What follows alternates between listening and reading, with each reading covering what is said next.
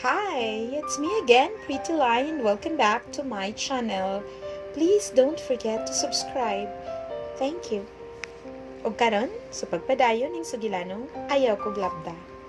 Chapter 21. Ayaw kog Paselosa. Part 1. Ug niabot na gyud ang gikinahanglan nga Friday sa kadaganan, ang senior high acquaintance party. Samtang ang uban excited kaayo, ako in town gikulbaan og maayo. Kay unsaon na lang mukanta ra ba ko og solo mga besh. I hope dili gyud ni mayabo akong performance. Mo nang please lang Lord tabang. Kay for the first time I'm going to perform in front of a crowd. Wa ko kasabot sa akong gibati while nagaduol ang oras sa party. Sayo kayo si Clint sa balay kay mag-set palagi daw siya sa akong buhok. Gihapit na lang pud niya ang akong sinina sa studio ni Mac nga wa na ko makuha gahapon. Good thing kay sakto ra kay nako.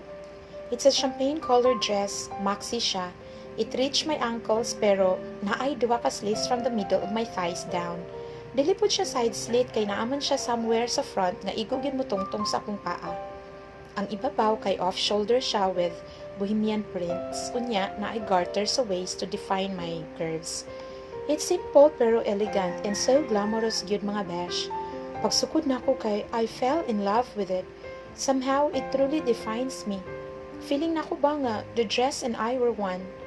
Believe na jud ko ni Mac ay, sa mubo nga panahon he was able to come up with this fab dress, grabe. Unya pa gyud kay ni-fit siya sa sandals nga gihatag ni Henrex, as in match gyud kaayo. Feeling juice lagi ka akong beauty pagsukod na ako. Clint curled the tips of my hair to give it more volume.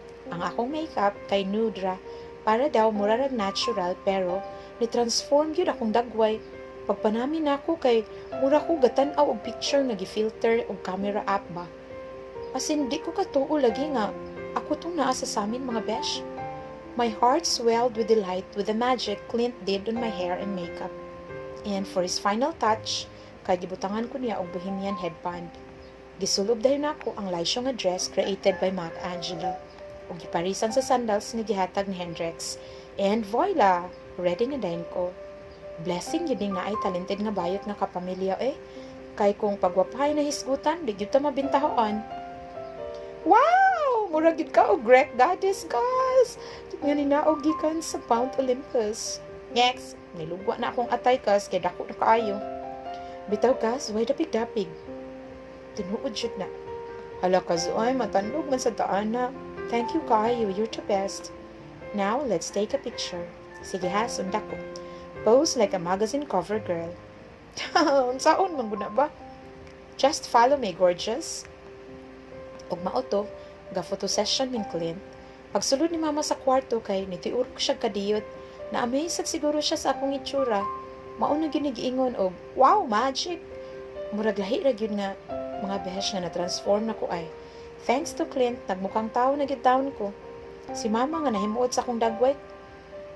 Kay tanan nga angles gipicturan na ay pinatakilid, gatalikod, hasta pag naog na ko sa stairs o uban pa. Napay video. Kinsay escort na ko sa party? I'm sorry to disappoint you mga besh, pero wala. Si Hendrix? Ang butang ato niya kay umigasabot. After atong ni text siya na ako that night, nga gisurprise ko niya atong sandals kay wala naman siya ni text or tawag og usab. Mauna si Hendrix makalibog.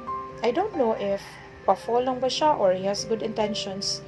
He's been sending me mixed signals. But though, tonight is not about him. Tonight is about myself and how I'm going to conquer my stage fright. I have to think of myself first usa ko magunahuna sa uban kay if he won't catch me oroy, when I fall, at least I have myself to turn to. I mean, kana bitang intact nimong self-worth ug kabalo ka nga bisan unsa ka sakit ang moabot nga circumstances kaya na gyud nimo. Dasit lang gyud Yumi. So kay wa man koy escort, gihatod ko ni Papa. Hasta si Papa Bear kay na-stand sa akong transformation. He enveloped me into a tight hug pagkakita niya nako nga ninaog sa hagdan. Somehow, di siya katuo nga ako to.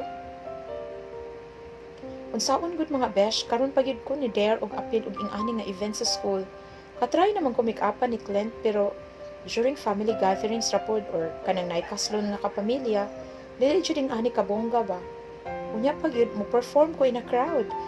If allowed pa lang lagi ang outsider sa party, I'm sure maguna ako mga ginikanan. Kaya finally, I went out of my shell and dared to show my talent outside of the family. Pag abot na mo sa venue, dili pa kay daghan ang tao kay sayo pamansad.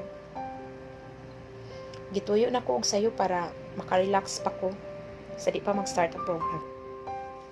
Excited ko nga sagol kulba. This would be my first time on stage, unya pag yun, I will do a solo performance. The gym has transformed into a party venue. Mura kag niadto sa lain nga world.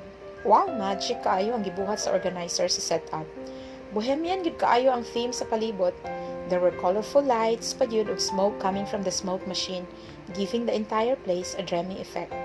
Enchanting kaayo ang arrangement from the entrance to the stage.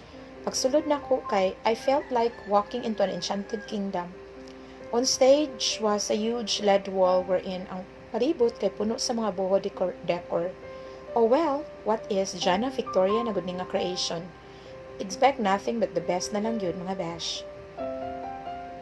Hello, lovely! You cleaned up so well. Naay ni Khalil og appear sa akong atubangan while I was admiring the whole setup from the venue. Naigking kog light. And you don't look bad yourself. Si JBDI. Hapit wapod ko kailan niya kay wala naman siya nagsuot og glasses. Naka-contact lens siya mga besh. Ug chuy kayo ang pamurma. Hala, heartthrob man sad kay ni siya og dating si JB og dili mag-glasses og dili pud mag-uniform. Chuy kayo. Who would have thought nga this was the same guy nga lalampa-lampa and many would call nerd, huh? Unbelievable. Pero sa bagay, ako ganit ni transform ang pod. You look great, Yumi. I almost didn't recognize you. Wa pa ko ni duol og maayo, I couldn't tell nga ikaw gid ni. Thank you, JB. Nagsarabya ni, so todo na gyud. Asa sila JD and Mary Kim? Si JD nakita na ako ni adto sa backstage while si Mary Kim murag wala pa niabot. Okay, kung paano man ko wala pag kasugod.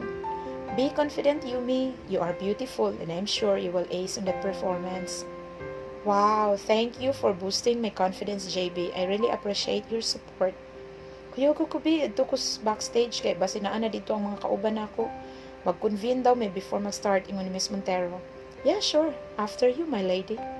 Haha, playful jud is JB oy og kamera iya mga friends ang kaatubang. Igor ako niya gihatod near backstage ug nibalik na siya sa agi. My nerves are starting to riot na. Wala pa gani ka start. How much more og naa ko sa stage? Wow, Lord, please help me down. Oops, sorry miss. I wasn't looking at where I was going. Nay nakabangga na ako. O kay medyo dim man ang lights, o kayo na ako naklaro og kinsa. Iya kong nagunitan sa may siko while ang usa niya kakamot kay naagit sa akong hawak mga besh. Intimate kayo among posisyon. Ug sa dihang paghangad nako, igo ko nakabawi sa hapit na kong pagkatumba. OMG, si Khalil baby man di ay oy. He looks so dashing in his outfit. Kagwapo naman lang yun mga besh. Ug humot pag yun kaayo. Ay, nagsugod na unta og lupad ang mga butterflies in my tummy pero akong gibadlong akong self kay taken na biya ni siya. Pero unsaon man gyud nga every time iya ko tutukan ako siya, wapo man gyud kaayo nya lampi kay smile. Si Khalil nga gatan-aw nako kay gablink-blink pag gyud iyang mata several times murag Christmas lights ba. Giklaro guro niya og kinsa ko. Feeling nako wala dayon ni register sa iyang mind kinsa ko. He looks so stand checking me out from head to toe. And when recognition hits him, mas nilapad pa iyang smile showing off his perfect set of teeth. I saw admiration in his eyes. Believe na jud ko sa magic ni Clint kay napanganga gyud nako si Khalil sa akong appearance. Khalil, pwede nakamtakom o pwede nasad ko nimbuhian. Imagine mga besh, akong ultimate crush sa una kay nitiurok sa akong atubangan samtang nagsidong sa akong katahom. Ay, charot!